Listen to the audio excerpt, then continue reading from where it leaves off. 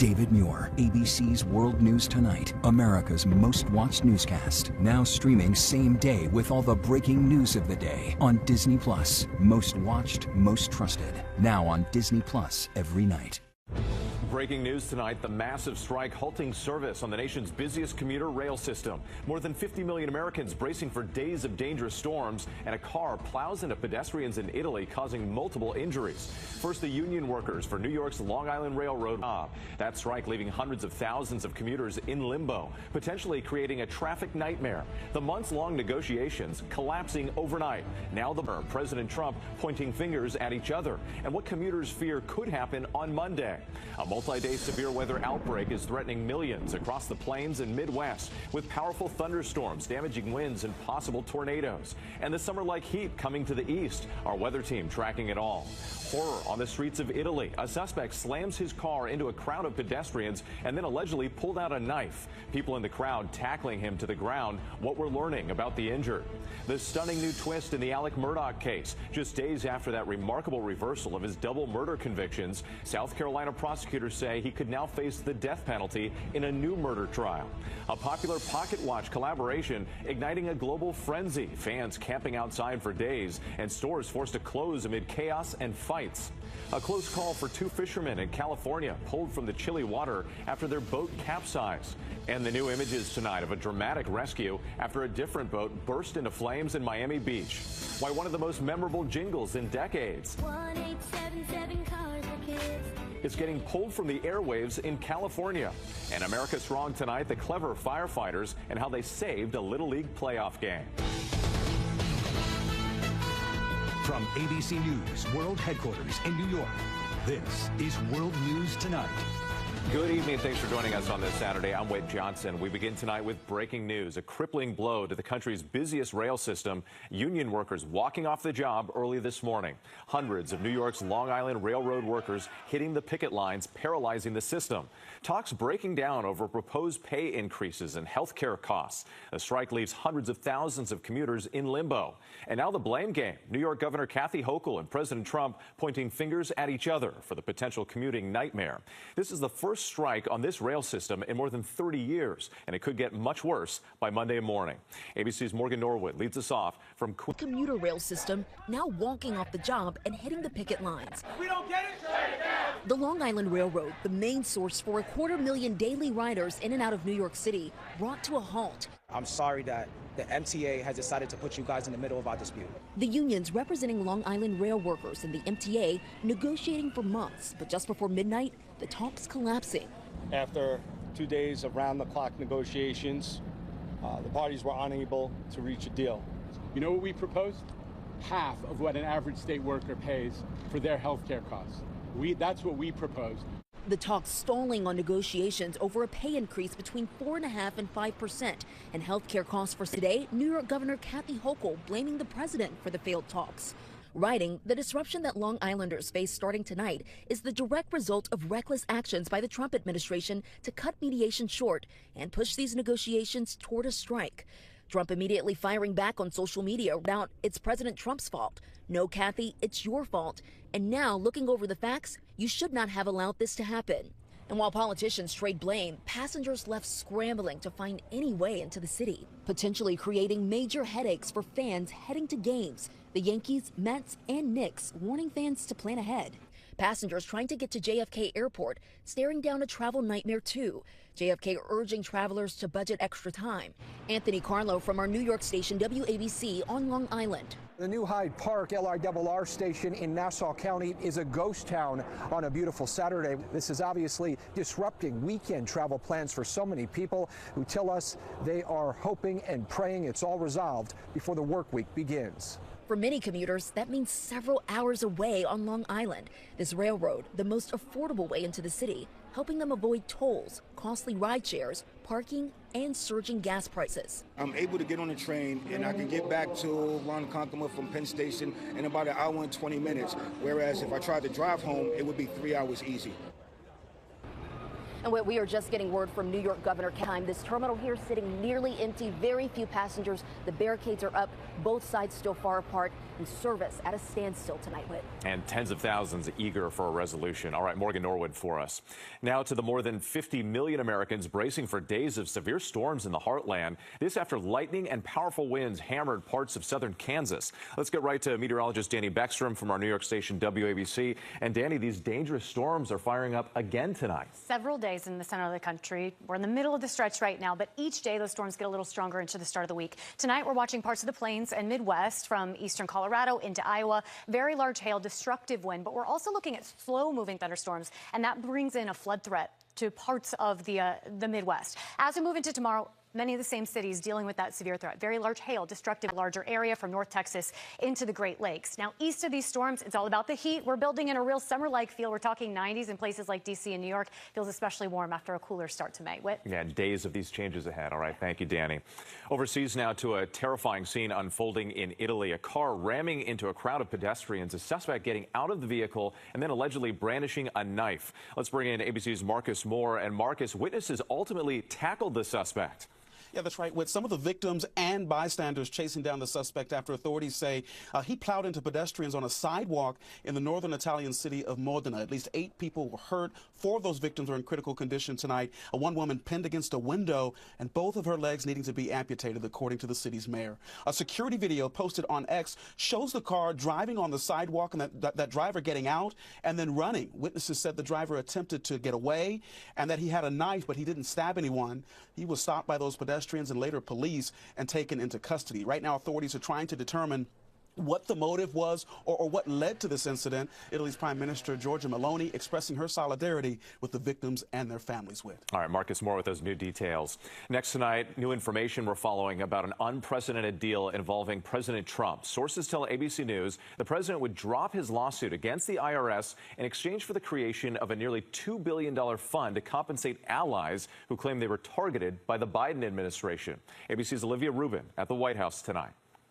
Tonight, new details on the extraordinary deal President Trump is negotiating with his own government, all using taxpayer dollars. Sources say President Trump is preparing to drop his $10 billion lawsuit against the IRS in exchange for the creation of a nearly $2 billion fund to pay out his allies who claim they were targeted by the Biden administration. Tonight, ABC News learning the fund would be called the President Donald J. Trump Truth and Justice Commission, funded to the tune of $1.776 billion of taxpayer money. Donald Trump is setting up a $1.7 billion political slush fund for the Proud Boys and the Oath Keepers and his other political lieutenants and hangers-on. While Trump would not be personally eligible to receive payments, sources said entities associated with him would be. Others who could be paid: the 1,600 individuals charged in the January 6th Capitol attack, pardoned by Trump on his first day in office. Prominent MAGA loyalists applauding the move. Roger Stone, who was indicted and found guilty as part of special counsel Robert Mueller's investigation, asking, "Where do I apply?" The unprecedented arrangement even alarming some Republicans. I don't even know how that's allowable to happen. Trump sued the IRS after his tax information was leaked to the press in 2019 and 2020, a government contractor pleading guilty in 2023. Now, sources saying the deal came together after the Justice Department and the White House abandoned a months-long effort to try to pay Trump directly.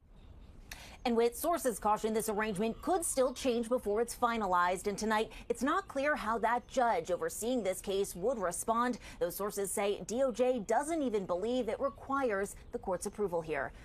All right, Olivia, thank you. And they'll have much more on that proposal tomorrow on This Week. Now to the crisis in Cuba. The U.S. ramping up the pressure on the government as crippling blackouts and a teetering economy have sparked unrest on the island. And tonight, what sources are now saying about a possible indictment of the 94-year-old former president, Raul Castro. Here's ABC's Alex Brachet. Tonight, the island nation of Cuba largely in the dark as its energy grid is on the verge of collapse. Extensive blackouts across the country have sparked protests. Cubans banging on pots and pans, shouting, "Turn the lights on." Many without power up to 22 hours a day, as a U.S. oil blockade and sanctions have caused a crippling energy and fuel shortage, part of an ongoing pressure campaign by the Trump administration. They need help, as you know, and you talk about a declining country. They are really a nation This week, during an unannounced visit to Havana, CIA Director John Ratcliffe delivering a message from the president, allow actions against any other nation to be carried out from Cuba. The U.S. State Department has offered Cuba $100 million in humanitarian aid, an offer Cuban officials say they are considering. Though U.S. officials tell ABC News there are disagreements as to how that money would be distributed. And sources tell ABC News that the U.S. could announce an indictment of former Cuban President Raul Castro in the coming days, a move that would further escalate tensions between the two countries, though Castro is now 94 and stepped down as Cuba's Communist Party leader in 2021. Alex Brochet, we appreciate it. Now to the dramatic turn in the Alec Murdaugh case. Just days after that stunning reversal of his double murder conviction, South Carolina prosecutors say he could now face the death penalty in a new murder trial. Here's ABC's Andrew Dimbert. Tonight, the stunning new twist in the Alec Murdaugh murder saga. Prosecutors in South Carolina signaling they may now pursue the death penalty in retrial after Murdaugh's convictions for murdering his wife and son in their home in 2021 were overturned. In a statement, the South Carolina Attorney General saying we're back to square one in this case, and that means all our legal options are on the table, including the death penalty. While we strongly disagree with the Supreme Court, we respect this decision. It is currently my intention to seek a speedy retrial.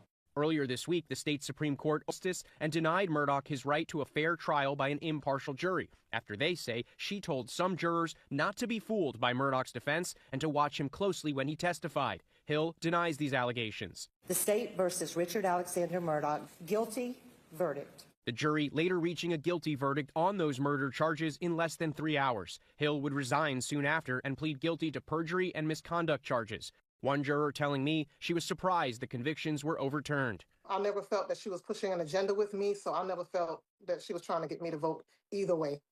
And Murdaugh will still serve a 40-year federal sentence and a 27-year state sentence on separate financial crimes. His attorney... Security operation in London as rival protesters clash in the streets. ABC's Patrick Reevell is in central London at an anti-immigration march. Patrick.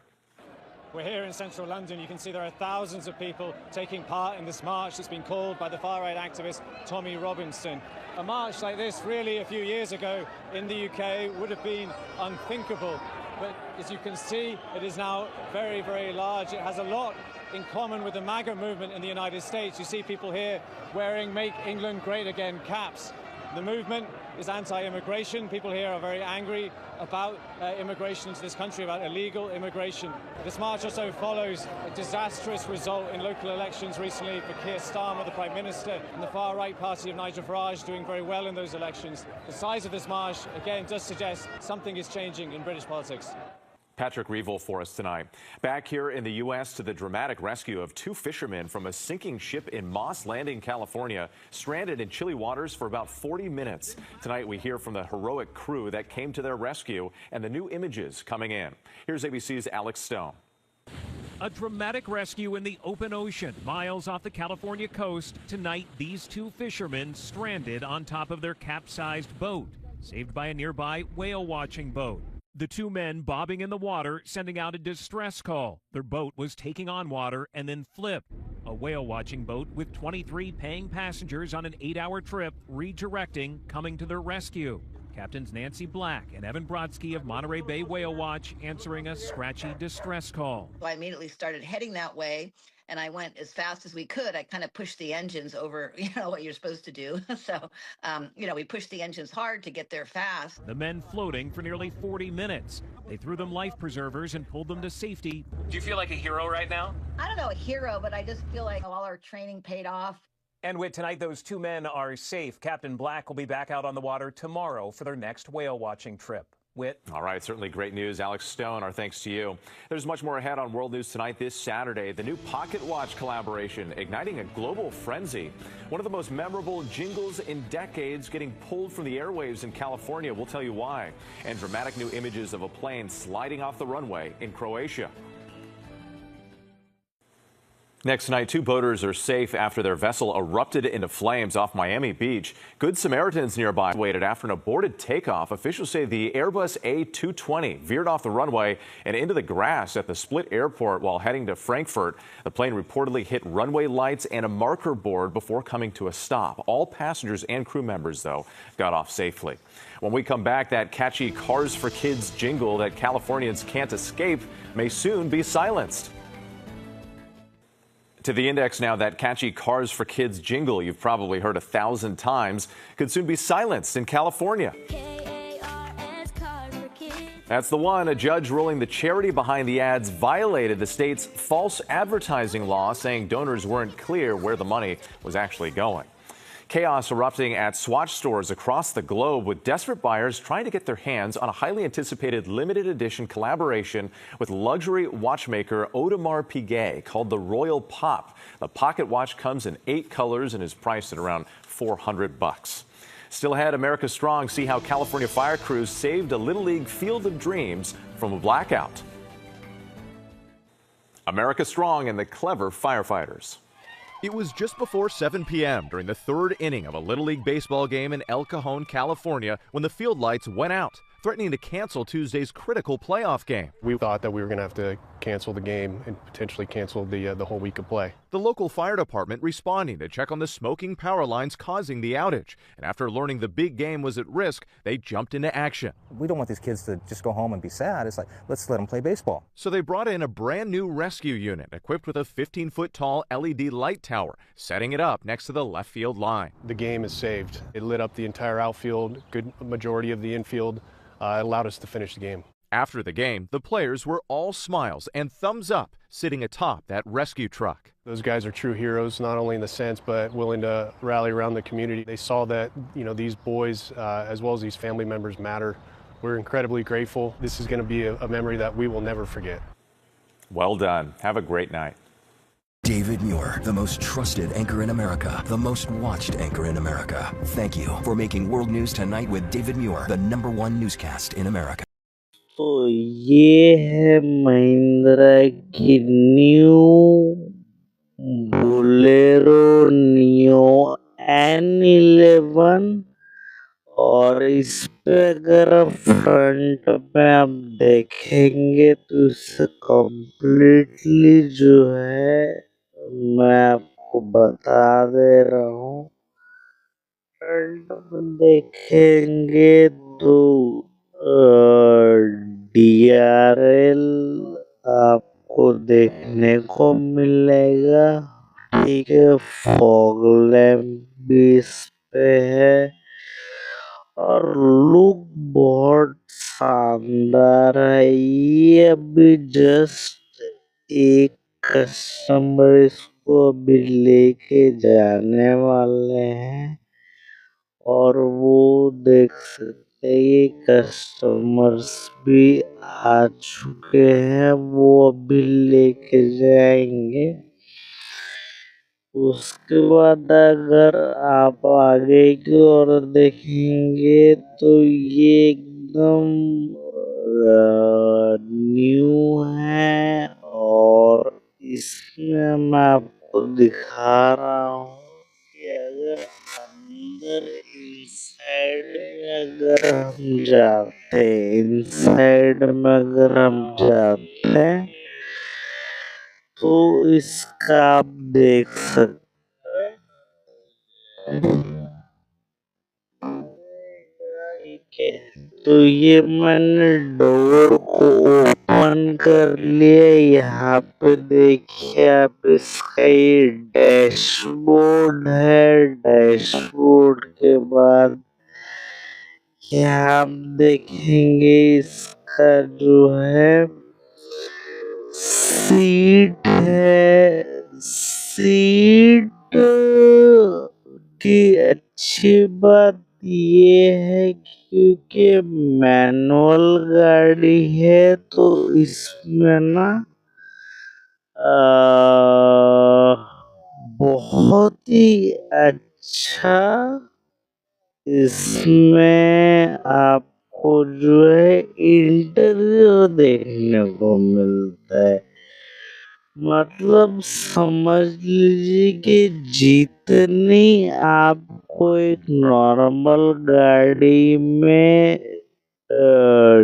चाहिए रहता है, कुछ features हो गए या कुछ आपके accessories हो गया, वो इनफ है इस गाड़ी के लिए।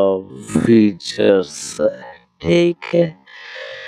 तो देख सकते हैं कि वाइट कलर में है, वाइट ब्लैक में जो सीट का कॉम्बिनेशन है ये भी बहुत सुंदर और बहुत प्यारा लगता है, ठीक है दोस्तों। तो ये था कंप्लीटली इसका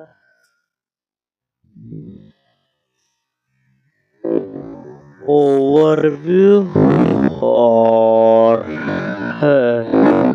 अगर आप व्हील्स को देखें तो व्हील्स में भी इसको diamond cut alloy wheel type से आपको देखने को मिलता है। Diamond cut exact alloy wheel तो नहीं, लेकिन अच्छी एलॉय व्हील देख सकते हो, क्वालिटी बहुत अच्छी है। तो ये कंप्लीटली आपका जो है एक बेहतरीन आपका लुक देखने को मिलता है। तो अगर आपको कुछ और डिटेल में चाहिए तो बता दीजिएगा। तब तक के लिए थैंक यू सो मच। मिलते हैं नेक्स्ट, बाय बाय।